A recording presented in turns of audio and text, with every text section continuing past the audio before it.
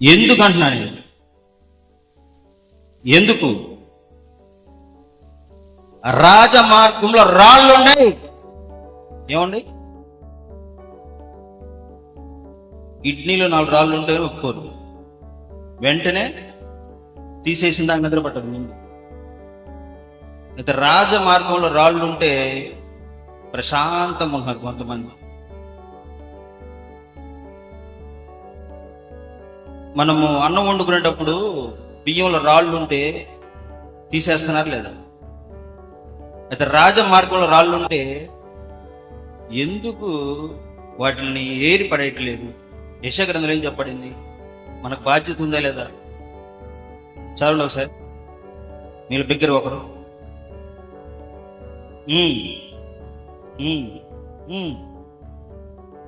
జనులకు త్రోవ సిద్ధపరచుడి, రాజమార్గం చక్కపరచుడి,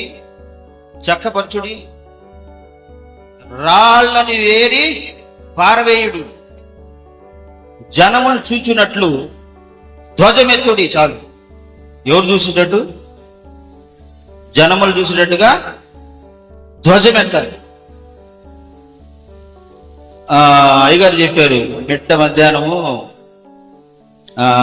ఈ టైంలో వచ్చారని. మిట్ట మధ్యాహ్నం కాదు, నిద్ర లేకుండా తిరిగిన రోజులు కూడా ఉంటాయి. ప్రయాణాలు వర్షాల్లో కారు రిపేర్ వస్తే కాళ్ళతో తిరిగి కాలినడకతో మా టీం అంతా. ఇక్కడ కాదు, రేపళ్ళకి వెళ్ళి వచ్చేటప్పుడు ఎన్ని అవస్థలు పడ్డాం అర్ధరాత్రి వర్షంలో. ఎందుకంటే ఈ రాళ్ళని వేరే వేసే బాధ్యత తీసుకున్నాం. అది మనందరి బాధ్యత. అనేక అడ్డురాళ్ళు వస్తున్నాయి. సువార్త ప్రకటించకూడదని అనేక చట్టాలను పుట్టిస్తున్నారు. వాళ్ళకి ఇష్టం వచ్చినట్టు పుట్టిస్తున్నారు. నోరును కట్టేసి కాళ్ళు కట్టేసి సువార్త ఎక్కడ ప్రకటిస్తారు? మీరు ప్రకటించగలరా? మా సోదరు ఆర్కేపీ వాళ్ళు కూడా ఉన్నారు. ఇంతకుముందు మేము కలిసి ఆ సువార్త పక్షాన్ని చాలా పోరాటాలు చేశాం. అయితే మొన్న ఇటీవల ఇక్కడెక్కడో కాదు, మన ప్రకాశం జిల్లా ఈతముక్కల పక్కన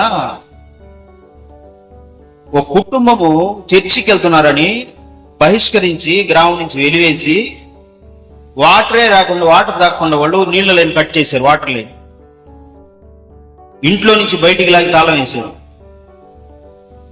ఎందుకు? వాళ్ళు మందిరానికి వెళ్తున్నారని. ఊరంతా ఒకటయ్యారు, ఈ ఫ్యామిలీ ఒకటైంది. ఆ సమయంలో మన ఫెలోషిప్ నుంచి ఆ ప్రాంతానికి అయ్యగారు లేచి నిలబడి ఆ ప్రాంతానికి వచ్చి ఆ పోరాటంలో పాల్గొన్నారు. అందరు చప్పట్లు కొడితే దేవునామని కనపడుతుంది. మన ఫెలోషిప్ నుంచి అక్కడ ఆ ఈతముక్కలనే ఊరు గ్రామ ప్రాంతానికి వచ్చి అక్కడి నుంచి అల్లూరులో సమకూర్చి అక్కడి నుంచి కలెక్టర్ ఆఫీస్కి వెళ్ళి ఆ పనులన్నీ చక్కబెట్టి వచ్చిన దాకా ఫెలోషిప్ నుంచి అయ్యగారు వచ్చి రిటర్న్ నైట్ వచ్చేటప్పుడు నైట్ 11:30 అయింది. ఎందువల్లంటే కూర్చోండి, రాజమార్గంలో రాళ్ళు ఏరేసే పని మనందరి బాధ్యత. చూడండి, ఇటీవల ఉపవాస ప్రార్థనలు చాలా మంది మన ఫెలోషిప్ వాళ్ళు ఫోన్ చేశారు. ఈ చట్టాలు అన్యాయంగా పుట్టిస్తున్నారు. 12 రాష్ట్రాల్లో సువార్త ప్రకటించకుండా వాళ్ళకి ఇష్టం వచ్చినట్టు చట్టాలు పుట్టించినప్పుడు మనమందరం కలిసి ఏం చేసామంటే ఉపవాస ప్రార్థన ప్రకటించామన్నమాట చేయాలని. ఆ సమయంలో చాలా చోట్ల ఉపవాస ప్రార్థన జరిగినాయి.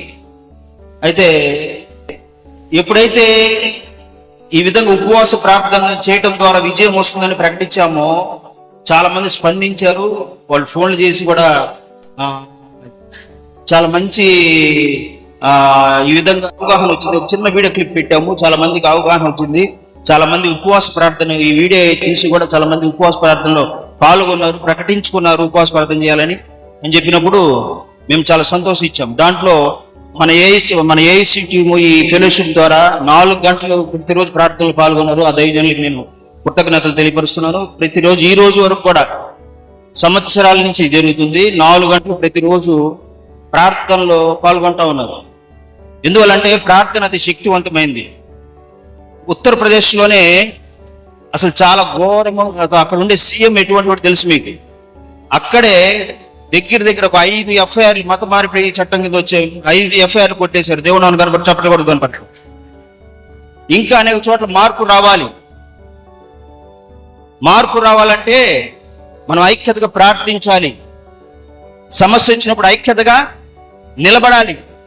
డినామినేషన్ భేదాలు, అన్ని భేదాలని పక్కన పెట్టి సమస్య ఉన్నప్పుడు ఆర్కేపీ వాళ్ళు మన ఫెలోషిప్ ని ఆహ్వానిస్తారు.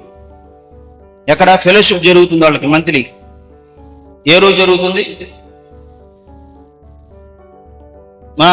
చూడండి ఎంత భారం కలిగి, అంటే ఒక ఫెలోషిప్ తో ఒక ఫెలోషిప్ కలవట్లేదు. బాగా గమనించి చూసారు మీరు? ఒక ఫెలోషిప్ తో ఇంకో ఫెలోషిప్ కలవట్లేదు. ఈ ఫెలోషిప్ ని టీం అంతా రావాలని చెప్పి వాళ్ళు ఇంతకు ముందే చెప్పి పెట్టున్నారు. కానీ ఈ రోజు పంచుకుందాం అనుకున్నాను. అంతకు ముందే డిస్కషన్ చేశారు. ఎందువల్లంటే ఈ కడవరి దినాల్లో మనం అందరం ఐక్యత కలిగి ఉండాలి. మనం ఐక్యత కలిగి ఉండటం ద్వారా విజయాలు వస్తాయి. ప్రతి సమస్యని పరిష్కరించగలం. చూడండి, నా జీవితంలో మీకంటే నాకు జ్ఞానం తక్కువ. నాకు మీకంటే అన్ని విషయాలు తక్కువ వాడిని. నేను అన్ని విషయాల్లో కూడా తక్కువ వాడిని. కానీ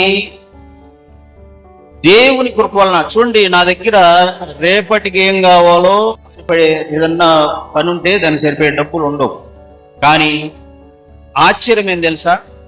నేను